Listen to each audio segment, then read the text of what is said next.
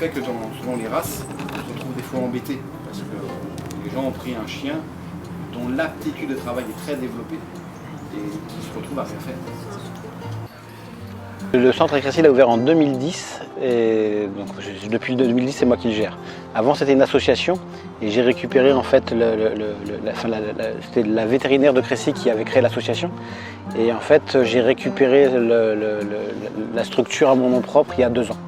Je me suis passionné pour la rééducation, des chiens que plus personne ne voulait toucher, des chiens que plus personne ne savait toucher.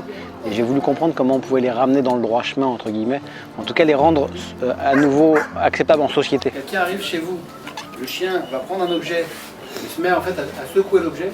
En fait, ce qui a déclenché ça, c'est votre arrivée ou l'arrivée de vos amis. C'est qu'il n'a pas le droit de leur sauter dessus, il n'a pas le droit d'aller les bouffer. Donc le chien, en fait, il va les dériver l'attention sur un jouet. Et bien en fait, ça, c'est une dérive nerveuse. On vient me voir très régulièrement avec des chiens qui ont un avis d'euthanasie au-dessus de la tête. Il y a beaucoup de vétérinaires dans le secteur qui disent à leurs clients allez voir Nicolas, si lui ne peut rien faire, je ne sais pas comment on fait. J'ai des gens qui viennent de Suisse, j'ai des gens qui viennent de Belgique. Là, dernièrement, j'ai des gens qui sont venus avec un chien de Belgique pour que je travaille leur chien parce que personne ne voulait aller s'en occuper. Nous avons choisi ce chien, donc, qui était un berger suisse, donc un grand chien. Et on ne voulait surtout pas se tromper sur son éducation et pour qu'elle soit bien éduquée, bien dans ses pattes. Et c'est ce qui est le cas. On est venu ici juste pour apprendre les bonnes manières du chien. Elle n'a pas eu les cours d'éducation. Ça se voit, non?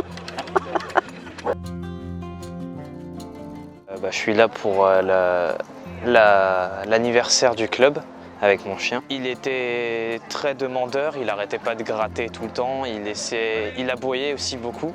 Et tout ça s'est calmé parce que j'ai réussi à le travailler avec Nicolas, avec Laurence. Je me sens vachement mieux quand même avec lui grâce à Nicolas. On va descendre sa posture. Voilà, la première chose qu'on va faire, voilà, on va juste, vous voyez, pas de prise de regard. Je suis juste à côté, je lui dis de ne pas fuir, qu'il n'y a rien, il ne doit rien craindre. Et voilà, et l'énergie elle est à 0. Et ce chien petit à petit finira par venir tout doucement. Par contre, je ne le laisse pas prendre l'initiative de fuir, parce que sinon je valide sa fuite.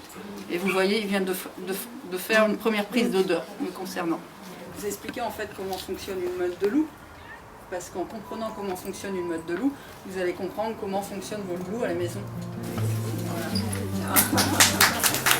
Nicolas, je l'ai connu en tant que cliente. Et ça fait après, là, depuis bientôt 3 ans que je travaille, j'ai été formée par lui et que je travaille à ses côtés. On travaille, on va dire, 30% le chien, 70% le client.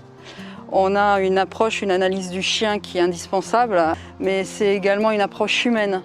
Un chien, c'est du vivant, on travaillera pas, on a nos principes de base de travail, mais en fait, en fonction du chien et en fonction du maître, il faut qu'on s'adapte constamment. Mais à la fin de la séance, quand on remet le chien entre les mains du maître, le chien est apaisé et normalement est équilibré.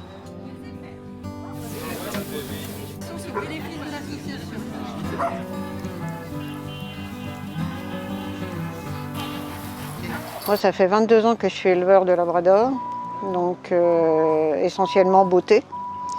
Et en fin de compte, au bout de 10 ans, je me suis dit, je vais quand même essayer une chienne de lignée de travail pour voir exactement la différence qu'il y a entre la beauté et le travail.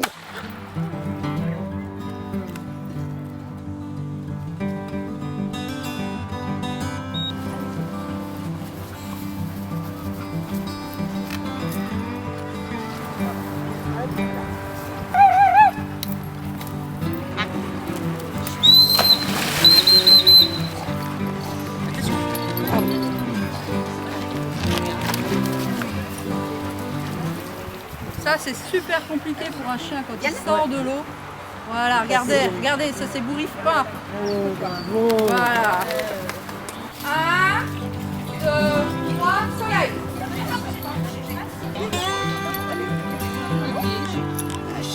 Pas bouger. C'était sûr.